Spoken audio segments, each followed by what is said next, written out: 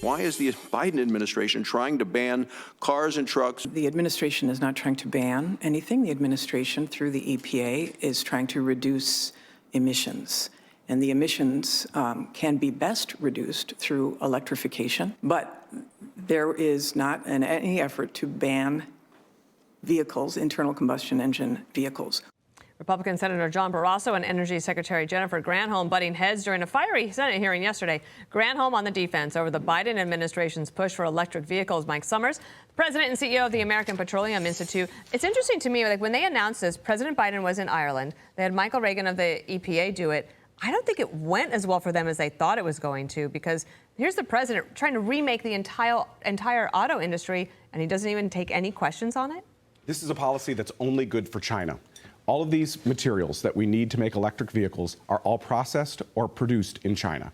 Right now, we have a vehicle fleet that is almost entirely made here in the United States. And unfortunately, this policy is bad for Americans because it's going to increase costs for American consumers and only source all of these products in China. I just saw a chart this morning about all the electric vehicle batteries and how many are made in China. And it is almost off the charts. It's almost 100%. It is. Lithium, cobalt, all the copper that we're going to need to supply these new electric vehicles. Wow. It's going to be a huge challenge for America at a time when China is our biggest geopolitical risk. The problem with that, I mean, just to tail off of what Dana's saying, it's a double whammy out of China, because you're getting all the minerals from there.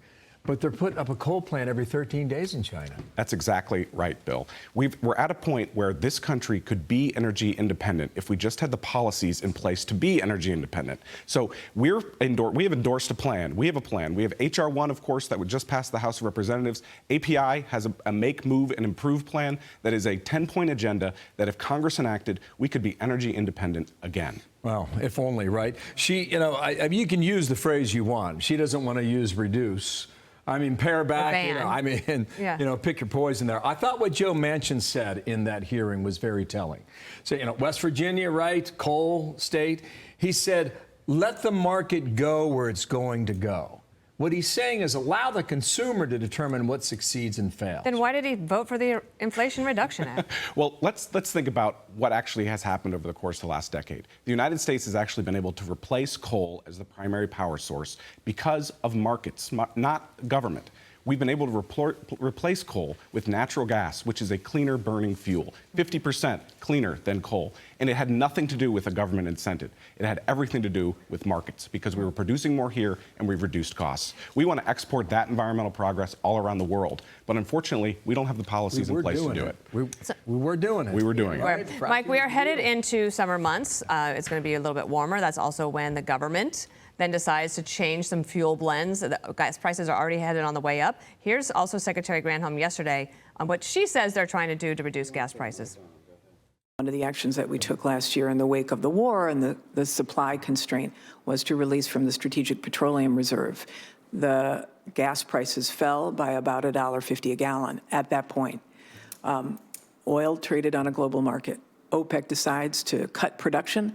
That's a problem. We want to encourage domestic production. This year, we will be at a record level of domestic production in the United States. Ooh, those members of Congress must have been irritated. Hey, the gas prices now versus a month ago, $3.44 a month ago today, $3.68. And we're heading into the summer months. What's the outlook for consumers and families out there in the summer? Here's the biggest concern about what Jennifer Granholm just said. She has drained the Strategic Petroleum Reserve to levels that we haven't seen since 1983 when Ronald Reagan was president. The biggest problem is that since then, we actually use 20% more oil today. We're at a dangerously low point for the Strategic Petroleum Reserve. So we need to get that back filled up now. So when are they going to do that, Mike? And what's it going to cost? Well, they're saying they're going to be doing that sometime by the end of the year. I doubt it, given where we expect gas prices to be going. So the most important policy that we can pursue now is an American energy policy. Unfortunately, this administration has a political policy, not an energy policy.